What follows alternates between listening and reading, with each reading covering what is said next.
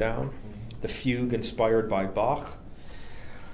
And he started the sequence, the Dies Irae, the Day of Wrath, but he didn't finish the Day of Wrath. So he does the Dies Irae, he does the Tuba Mirum, he does the Rex Tremendae, the Recordare, Confutatis Maledictus, and he finishes the first 9 bars of the Lacrimosa. And that's it. That's the end. That's where he stops. 9 bars. The rest of it, we don't know for sure. We know that he left other sketches.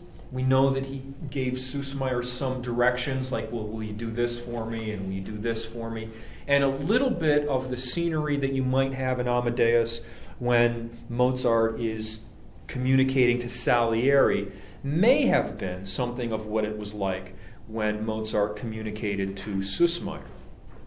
Something more like that, but not certainly while he's dying, because he was in a great deal of pain and couldn't move much at all at that time, but probably shortly before that, right? Giving him as much instruction as he could to try to finish it in case he didn't make it. So we don't know with certainty how much guidance Mozart gave for the end of the Requiem, but we know that he finished at least to the end of the Lacrimosa.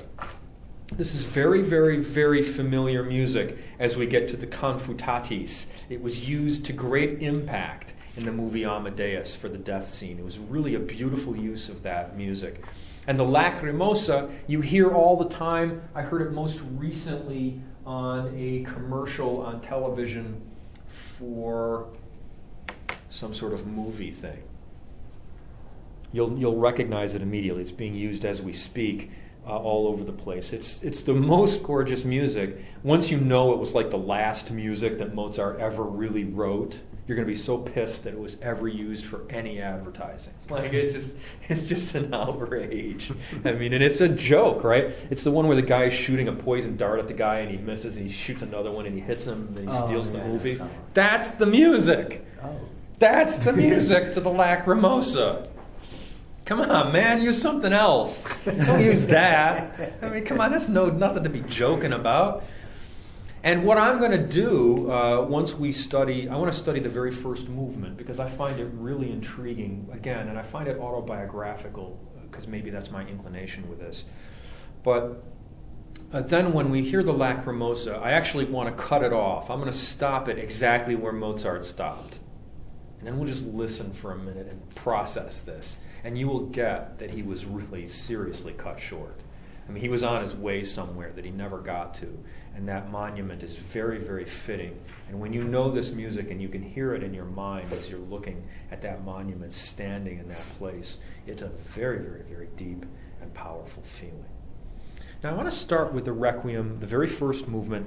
The Requiem has a very unusual scoring in that it is not scored for bright woodwinds. There is no flute part. There are 2 basset horns, which are most similar to clarinets, but they're different from clarinets. And when you can hear recordings that use the original basset horns, that's certainly much improved over a version that uses clarinets.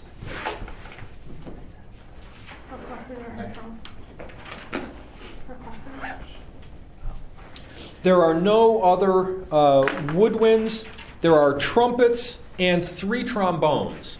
This is a big trombone piece. You've got an alto, tenor, and bass trombone, and there's a huge trombone solo in the tuba mirum, which is just a fabulous thing. The trombone's playing like the world's going to end, and this bass starts singing, and then the trombone, it's just great stuff. Really great stuff. There are soloists here and a chorus.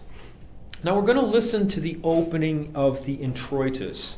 And what I want you to hear is that we've heard many pieces by Mozart in which there is this sense of being unsettled, which then resolves in some kind of way. This movement does not ever quite add up to something that's sensible. And what I think Mozart is saying in music is that he cannot reconcile death. He cannot come to something that's quite logical. He comes to something that's powerful, but he can't come to something that's quite logical. So he sets this as an illogical form, I think, as a kind of protest. There is something really remarkable, though, is that he becomes tender in a couple very particular places. And the first, if you look at this, the piece starts with an instrumental introduction. There's going to be very high bassoon, which has a mournful sound, the basset horns creeping in below it. Then loud brass come in to close the phrase, and the chorus comes in D minor, in this stormy thing. Grant them eternal rest, O Lord, the first line of the Catholic Requiem Mass. Suddenly, we are going to shift to F major at the last second. Like we're in D minor, D minor, D minor, D minor, then suddenly to F. Just a turn, like a pivot, and you're in F major, which is the relative major. And the next line, right, is, and let eternal light shine upon them. Eternal light is the next line. Lux perpetua. Lux perpetua. Eternal light. Grant them eternal light.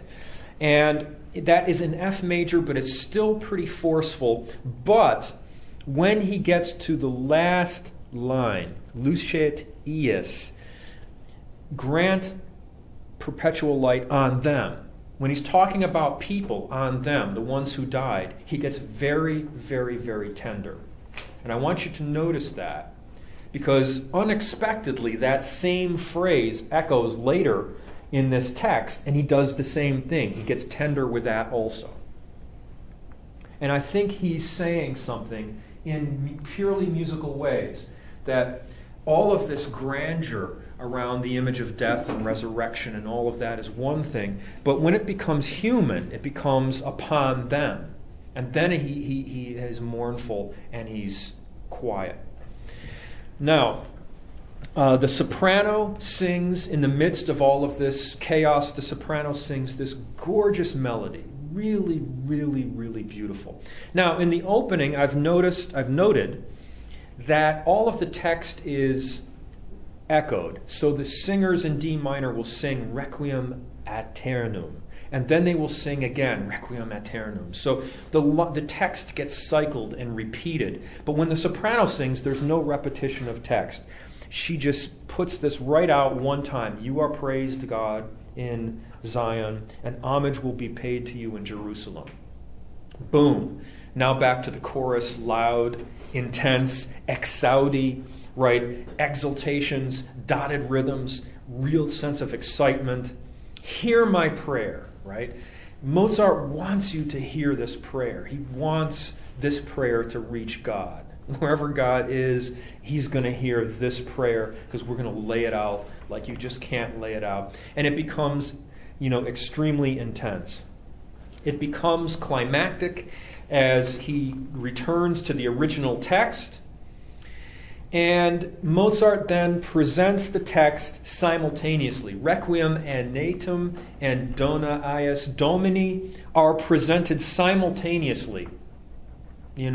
One sings and then the other and then the other and then the other, and they're just telescoped together. They're compressed in a way that will absolutely affect you when you hear it. Fearsome sound. And then again, absolutely, these fanfares are sounding and perpetual light shine until he gets to the word upon them. And again, it will get quiet and reflective and end. And what I want you to hear is when we get to that rhyming, it's sensible because it rhymes. But this movement does not make sense. It does not balance. It does not quite work. This is the style that we see with Mozart all the time, and especially here in his greatest genius. He's trying to make something work that really doesn't get put together, shouldn't be put together, is put together and does work, but works with this magnificent sense of non-logic. It isn't balanced. There aren't pillars on both sides and the soprano solo in the middle. It doesn't feel that way. When you get done with this, I'm asking you, what did the soprano solo mean? What did it mean there? Why was it there? Could you have not had it? I mean, like, all these things you feel like, you feel like it should have been balanced. It should be logical. But Mozart doesn't want to take you there. He doesn't want to